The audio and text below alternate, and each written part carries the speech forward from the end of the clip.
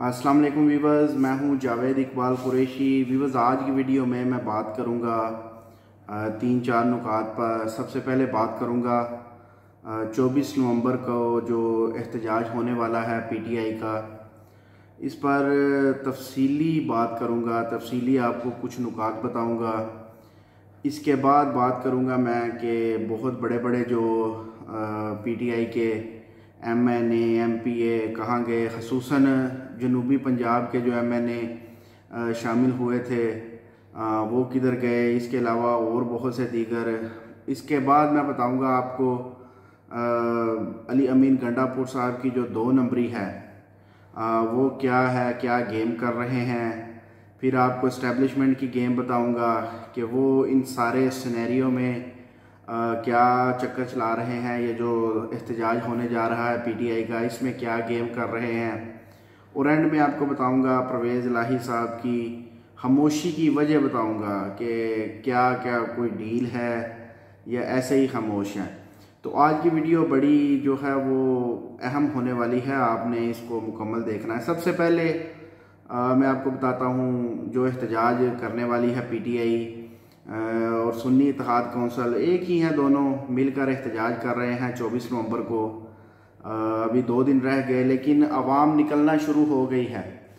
तो अवाम अभी से सड़कों पर है क्योंकि इस दफ़ा ऐलान किया गया था कोई एक मखसूस जगह पर जो है वो एहतजाज नहीं होगा। कराची वाले कराची की मुख्तलिफ शाहराहों पर जगहों पर एहतजाज करें, वो KPK वाले उधर करें, बलूचिस्तान वाले उधर करें, पंजाब वाले जो है वो अपने अपने शहरों में करें। और जो आ सकते हैं बआसानी अपने आप को गिरफ्तारियों से बचाते हुए अपने आप को तमाम की तमाम जो मुश्किलात पेश आती हैं, लाठी चार्ज, आंसू गैस या पकड़ दकड़ से या केसी से बचते हुए जो पहुंच सकते हैं वो डी चौक में पहुंचे।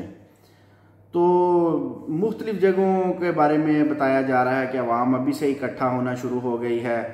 अभी 2 दिन बाकी हैं, तकरीबन पाकिस्तान में तो 1 दिन रह गया होगा। तो अब अगला दिन अभी शुरू हो, रात है अभी, अगला दिन शुरू होने वाला है पाकिस्तान में। तो समझ लें 24-25 घंटे रह गए हैं एहतजाज को। देखिए, सबसे पहले मैं आपको बताता हूँ कि तमाम के तमाम ओहदेदारान जो हैं पीटीआई के जी कह रहे हैं जी पीटीआई की अवाम निकले, पीटीआई की अवाम निकले, इमरान खान की कॉल पर लब्बैक कहे, निकले बाहर।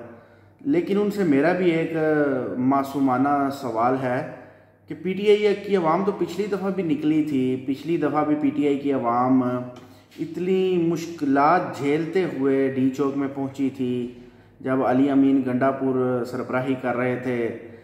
जो लॉन्ग मार्च कह लें आप या रैली कह लें या जो भी कह लें, काफ़ी ज़्यादा तादाद में कारकुनान मौजूद थे उस रैली में। KPK से वो रैली आई थी, आगे रावलपिंडी में भी लोग इंतज़ार कर रहे। तो उस वक़्त क्या किया था, तमाम के तमाम बड़े ओहदेदारान थे वो गायब थे। आवाम रुल रही थी, डी चौक पर पहुंचकर अली अमीन गंडापुर को तलाश कर रही थी। अली अमीन गंडापुर मिल नहीं रहे थे, उमर अयूब साहब नहीं मिल रहे थे, शेख वकास अकरम साहब नहीं मिल रहे थे, कोई भी नहीं मिल रहा था। कोई भी ये बताने को तैयार नहीं था कि अब अगला स्टेप क्या करना है, अगला स्टेप क्या लेना है, कदम क्या उठाना है, क्या धरने के लिए बैठना है, क्या इससे आगे मज़ीद जो रेड प्लेस है उस तरफ जाना है जहाँ पर जाना ममनू है, जहाँ पर एम्बेसीज वगैरह होती हैं, पार्लियामेंट या सुप्रीम कोर्ट वगैरह होती है, उधर जाना है, क्या करना है। कोई कुछ बताने वाला नहीं था। अवाम सारा दिन मारे खा कर, आंसू गैस के शैलों को बर्दाश्त करके, बुरा हाल होकर, भूखे प्यासे डंडे खाकर डी चौक में पहुंची और आगे से जो ओहदेदारान हैं वो गायब। अब अवाम बहुत दिल बर्दाश्ता होकर वहाँ से वापस आई, रोते हुए वापस आई। लोगों ने सामान बांधा हुआ था कि इस दफ़ा हमने इमरान खान को घर लिए बगैर वापस नहीं जाना, इमरान खान को आज़ाद करवा कर वापस जाना है। लेकिन ओहदेदारान, पीटीआई ओहदेदारान की जो है वो दोगली पॉलिसी की वजह से अवाम रोती हुई भिलकती हुई वापस चली गई कि हमने अगर यही करना था तो इतना जो है हमने क्यों डंडे खाए, आंसू गैस के शेल झेले, मारे खाई, ठीक है।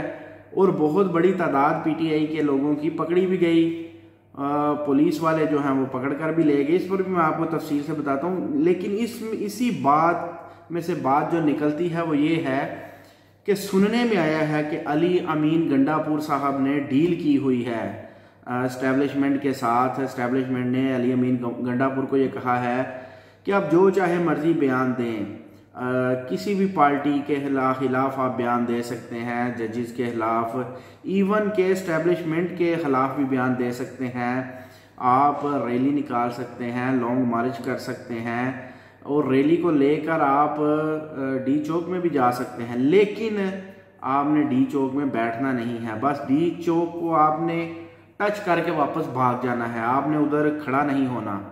आपने सिर्फ आवाम को जोशीले और भड़कीले नारे लगवा कर, आपने बड़े बड़े दावे करके आपने लेके जाना है, आगे से फिर हमारा काम।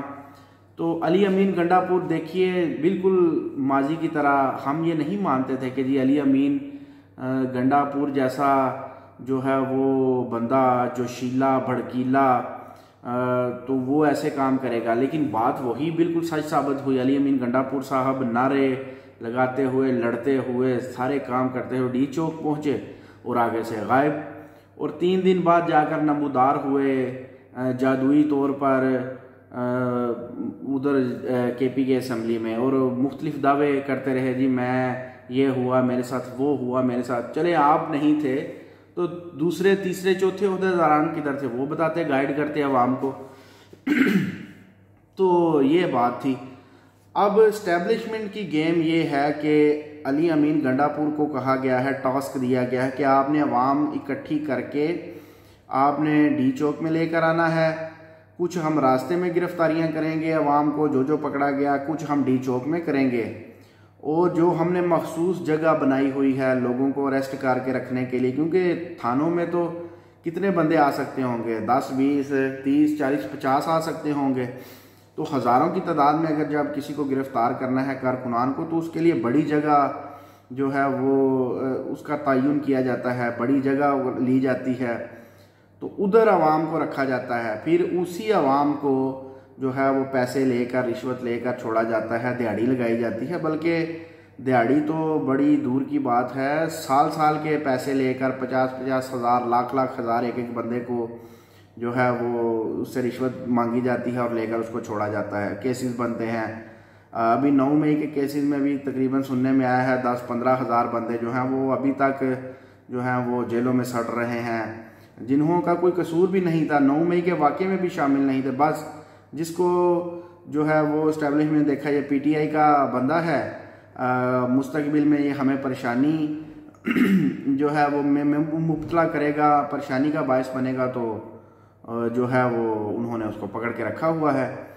तो अवाम तो निकलती है, लेकिन अली अमीन गंडापुर जैसे लोग जो हैं वो आगे से लोगों को जो है वो जो दगा देते हैं, दोगली पॉलिसी जो है वो अपनाते हैं और अवाम को तनो तनहा छोड़कर वो गायब हो जाते हैं। और अवाम जो है वह रुलती रहती है, रोती रहती है, भूखी प्यासी बिलकती रहती है, और फिर आखिरकार वो वापस चली जाती है और जाते जाते ये कहती है कि इस दफ़ा तो हम आ गए लेकिन आइंदा हम नहीं आएंगे। देखिए इस दफ़ा ज़्यादा अवाम निकलनी थी, लेकिन अली अमीन गंडापुर साहब की जो दोगली पॉलिसी है या दीगर अहदेदारान की जो ऐसे काम हैं, अच्छे हथकंडे हैं, इसकी वजह से अवाम महमसे का शिकार है। जी जाना है नहीं जाना, माफ़ कीजिएगा मेरा गला भी कुछ ख़राब है।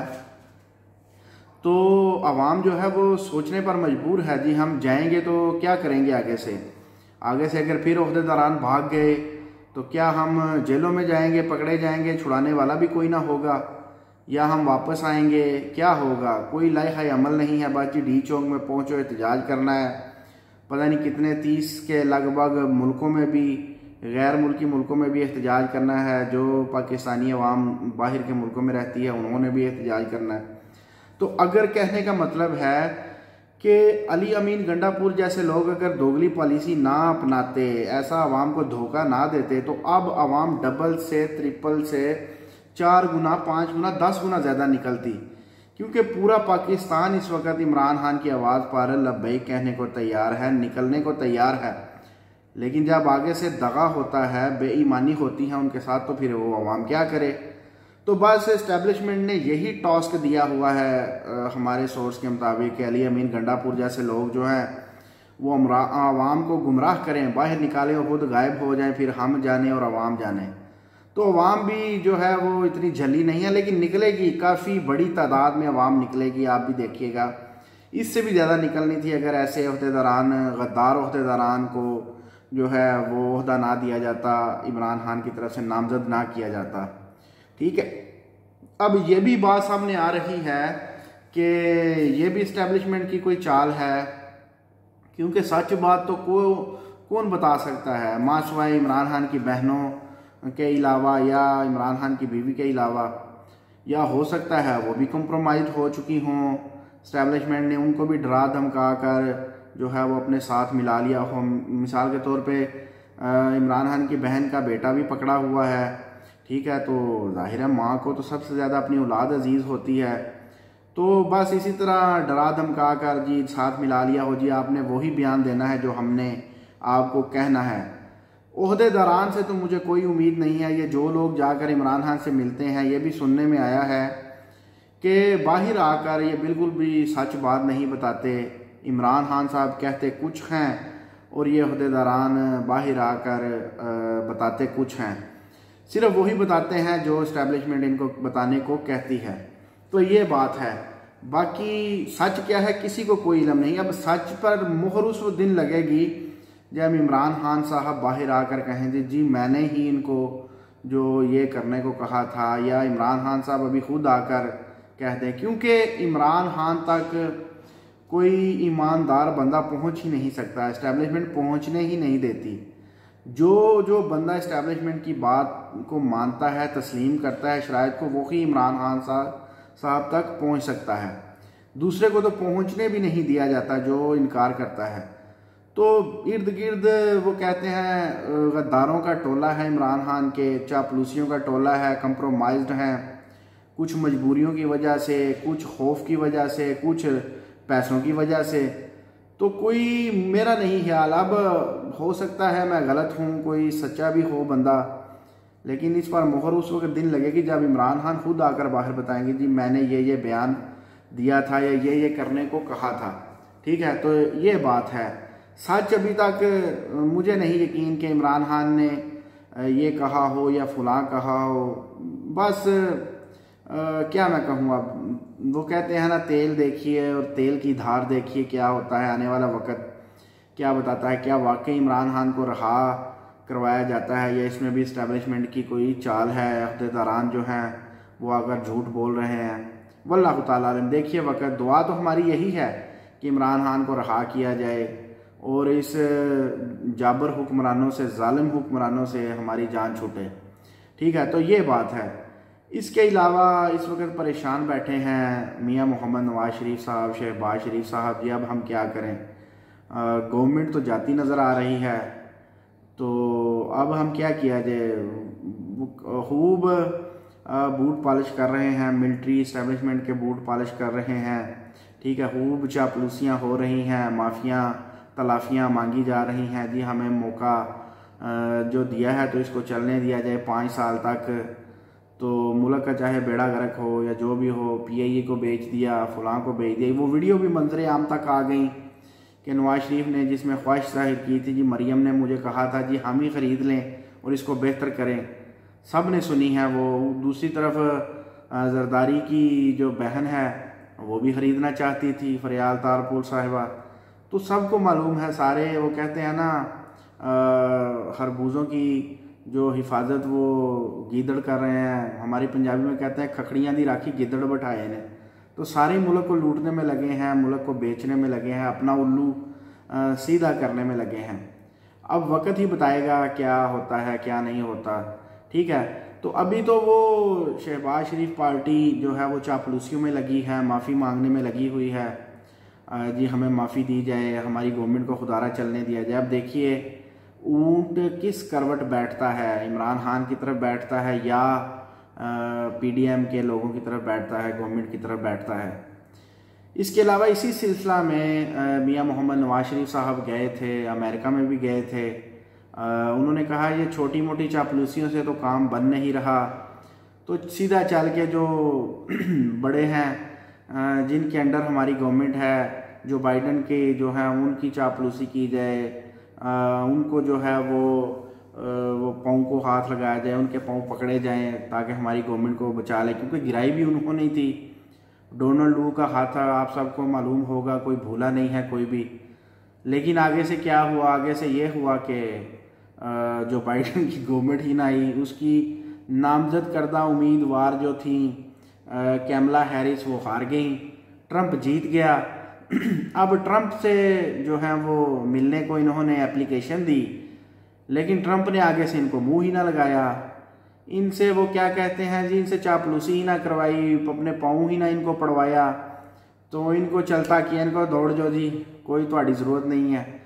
तो ट्रंप जो है उसने इनको मुंह ही ना लगाया। तो वो कहते हैं ना, बड़े बेआबरू होकर तेरे कूचे से हम निकले, बहुत निकले मेरे अरमान लेकिन फिर भी कम निकले। तो ये हालत हुई इन लोगों की, नवाज शरीफ की और मरियम सफदर साहिबा की। वो कहते हैं ना, वो अपना सा मुँह लेकर, या आप कह लें कि वो बुरा सा मुंह लेकर वापस आ गए। मुंह ज़ाहिर है मुंह बनता है जब किसी की कोई बात ना मानी जाए, तो उधर बैठे रहे एप्लीकेशन देकर, फिर हवाई मुबारकें देते रहे ट्विटर पर, फेसबुक पर और टीवी चैनल के न्यूज़ चैनल्स पर ये मुबारकें देते रहे। ये वही लोग थे जो जब ट्रंप हारा था, डोनाल्ड ट्रंप, तो कहते थे जी दहशतगर्द है, ये अमेरिका का इमरान खान है। तो फिर बाद में ट्वीट्स डिलीट कर रहे हैं।